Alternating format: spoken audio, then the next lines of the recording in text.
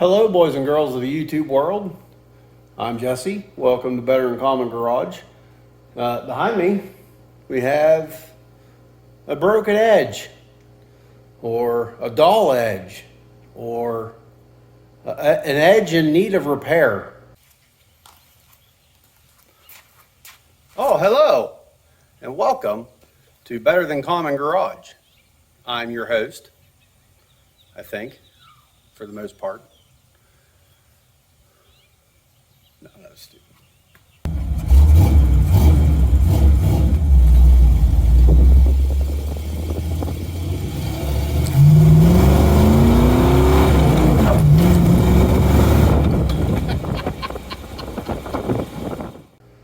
This is my sort of my daily driver, what I would call my good car. It's nothing real special. It's a 2007 with a bajillion miles on it, and I think the water pump went, and it has a whole ton of water in the oil now. So I'm going to do a little bit of investigating. So a little backstory. As you might be able to see, I'm in the middle of insulating my garage, and I'm right about there. And I got to do that wall and then that little part behind the TV there. But we're like 2/3 done, and I'm still in the middle of filming that, which I don't know, may or may not come out on YouTube because it is being, it's pretty dreadfully boring footage. So a little backstory on this thing. I've had no issues with this car. Just runs fine, change oil, whatever, do all, just no real issues. I was driving it to an appointment one day, and all of a sudden I looked down and the temperature gauge was maxed, pegged, wide open. I'm like, uh-oh. So I pull off the side of the road quick, sit there, let it cool off for a couple minutes, and I'm like, well, I'm a mile from a hardware store where I can get some antifreeze. It's like, I'm just going to zip down there quick, get some antifreeze. So I do that. I get there, and as fast as I can put the antifreeze in the car, it's running out of reservoir into the engine and into the motor oil, literally as fast as I can dump it in. So there's either the water pump is completely gone, which I can't believe that would be the case because it would have jumped timing, or there's got to be a hole in the block or a massive hole in the head or something. I don't know. There's something going on. So tonight's plan of attack is to do some investigating. So I plan on dropping the oil, and then just sort of tinkering around, seeing if I can't figure out where my issue is coming from. So let's dig in. So right here, I was literally dumping it in, and it was going down as fast as I was dumping in, going straight into the oil. And now you can see it's nice color of a milkshake. That is not what you want to see. So, and it's been sitting, and the battery sort of went dead. It's cranking over slow, and I don't know if that's dead battery or if it's trying to spin bearings with, water in the oil. It's not doing the lubrication stuff. So I'm going to drop the oil and start tearing off all this crap, because to do these, technically, I guess you got to take the engine out of the car. As you might be able to not see, there's not a lot of room in here. And it's internal. So there's a side cover here that you got to take off. Take valve covers off, take side cover off, and it's behind the timing chain. So you got to take the timing chain off, lock the cams, take the timing chain out. It's a lot of fun. But we'll get her done. Don't really have many options. Fix it or sell it, and I don't think I'd make my money out of it if I had to sell it. So fixing it is where we're at.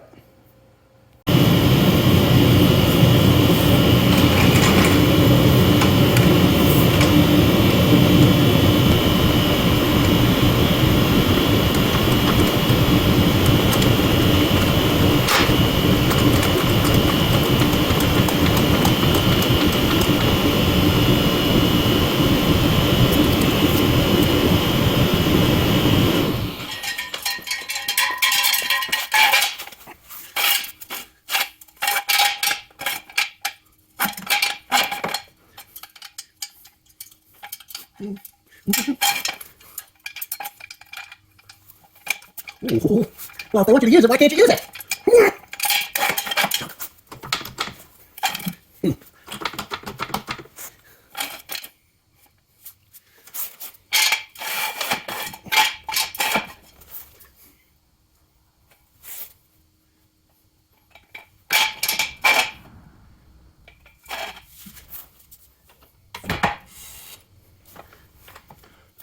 Um.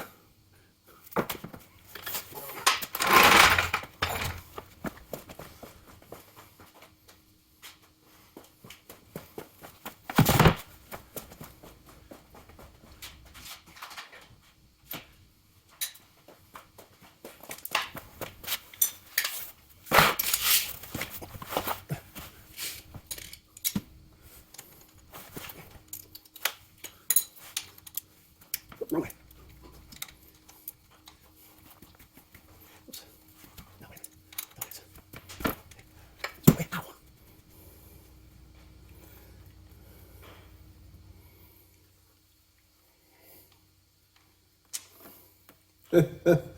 Ew. That's awful. Look at that. Let me get the light.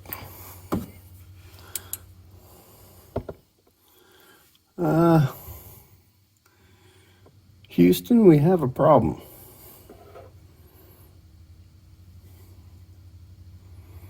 That's not good.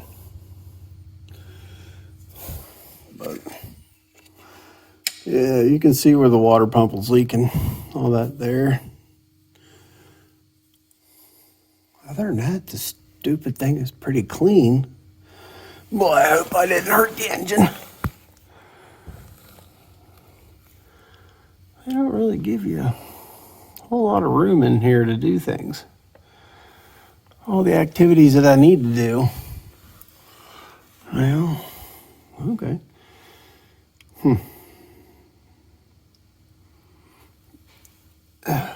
Yeah. So that's going to take a day and a half to drain.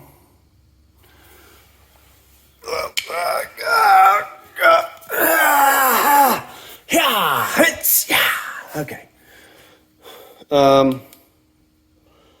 Well, let's do something else.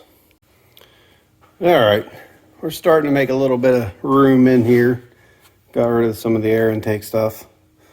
It's not looking promising, but I'm not going to film every nut and bolt coming off this thing. I think I'm going to set you guys down and give you an update as I learn more. So I'll be back with some updates.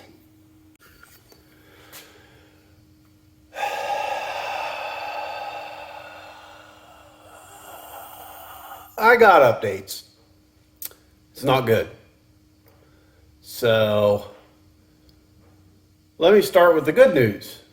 The good news is I got it tore apart. I got coils out, intakes, or spark plugs out, intake off, all that. And I'm thinking to myself as I'm doing all this, I'm like, this thing sort of shut off funny, and it was cranking hard. I'm like, wonder if a guy would get on the crank now that, spark plugs are out, so there should be no compression, so get on the crank, it should turn nice and free. Well, guess what? It don't. She's taut. She's stuck. So now I got me a nice big stack of parts here. Well, pretty small stack of parts, but got a stack of parts and a junk motor engine. It appears that I'm going to have to replace this instead of fix it, because pretty sure this engine is not worth rebuilding. And plus that's I don't really want to get into all that with, put $5,000 into a $4,000 car. Wouldn't make much sense. So I guess I'm back to the drawing board. I'm going to go start calling junkyards about, see if anybody has an engine out there. So wish me luck.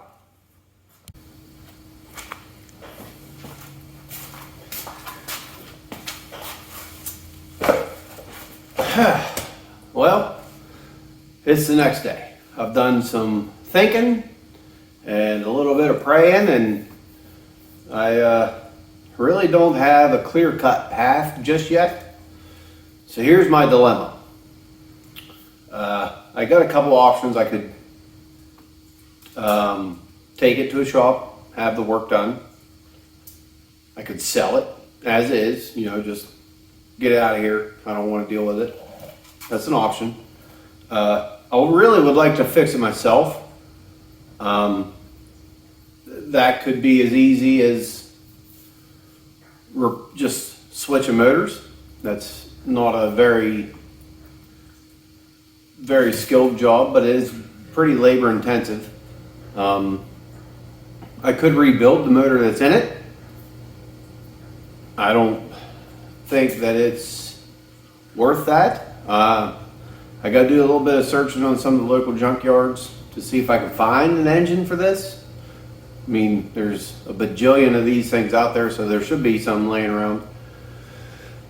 So I think that's the option I'm going to go with, is just buy a junkyard engine and swap it out for the one that's in here. That raises a couple other problems that I have. My shop is not fully equipped for that. To do that job, these engines come out the bottom. They don't lift out like an old car. You lift the engine, or lift the chassis of the car up over the engine and wheel the engine out. The whole subframe and everything here bolts and drops down. If you have a lift, it's not that big a deal. That I have been saving for a lift for a little while, so that might be what I do. I might button this back up, push it outside, get a lift and put it in quick, and then bring it back in and do the job. So that's kind of where I'm leaning towards right now. But not fully sold on that idea either, because that's going to be several $1,000s worth of lift and then installing it, and that it's a lot of work in there. So as of right now, this project is on pause. I don't really want to get too crazy with tearing everything apart and then have to let it sit for a while. I don't like doing that. If I'm going to do it, I want to have the junkyard engine sitting here and be able to get this one out, all the parts off, put it back in, put it all back together within a short span of time, not months, because that's how you forget how things get put back together, and it makes it a little bit more difficult. And then that also brings up, if I wait a little bit longer, winter will be here. We got a little bit of snow today. It's going to be way colder, and I'm heating this place right now with a turbo heater. So, not ideal. But I think for now, I'm going to button this back up and push it back outside and just let it sit, because I don't really have the resources to buy the lift required to do the job to fix the car. Unless, hey, Challenger or some of the other people, you want to sponsor me, hey, that'd be fantastic. I would promote the crap out of that. But these are the things of YouTube that sometimes you don't always see. Sometimes things don't go as planned. I pulled in thinking it was just a simple water pump, and as I'm pulling it in, the engine stalled and it sort of sounded funny, and I'm like, that didn't sound right. Pop the spark plugs out, go to turn the motor over, and she seized up. So probably just chewed up on too much water. If you can't, you might be able to see it. There's probably well over 2 gallons of junk I got out of the engine, the oil pan. So it's not good. This engine is probably savable. I could more than likely buy bearings and have the crank polished and send it on its way. It'd probably be just fine. Assuming that it wasn't the top end locked up. Don't think it was, but you never know. Those cams, overhead cam engines, sometimes they'll gall the cams in the head, and that's not a good time. That's you're replacing parts. So, anyways, that's it for this episode. It was kind of not very good, so I'm sorry about that. I did what I can, and we will have to. I'll have to give you more updates as I make more progress in all this. So, thank you for watching. Thanks for liking. Thanks for subscribing, and I'll catch you in the next one.